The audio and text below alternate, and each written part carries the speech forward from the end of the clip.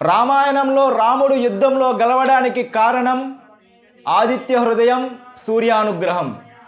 మహాభారతంలో ధర్మరాజు ఆరణ్య పర్వంలో తమ వెంట వచ్చిన వేల మంది బ్రాహ్మణులకు అన్నం పెట్టడానికి ఉపయోగించిన అక్షయ పాత్ర సూర్యానుగ్రహం. అదే భారతంలో కీచకుడి దగ్గరకు ద్రౌపదీదేవి వెళ్ళవలసి వచ్చినప్పుడు ద్రౌపదికి రక్షణంగా సూర్యానుగ్రహం.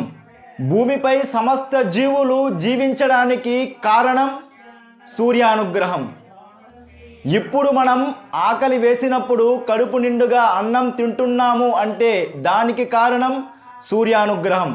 ఇలా మన జీవితంలో ప్రతి క్షణము ప్రతి సుఖానికి కారణం సూర్యుడి యొక్క అనుగ్రహం మాత్రమే.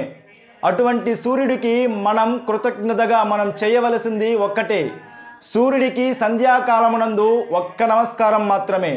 బ్రహ్మలోకానికి వెళ్ళి చతుర్ముఖ బ్రహ్మను చూడలేము, వైకుంఠానికి వెళ్ళి శ్రీ మహావిష్ణువును దర్శించలేము, కైలాసానికి వెళ్ళి పరమేశ్వరుణ్ణి చూడలేము, మణిద్వీపంలోనికి ప్రవేశించి అమ్మవారిని దర్శించలేము.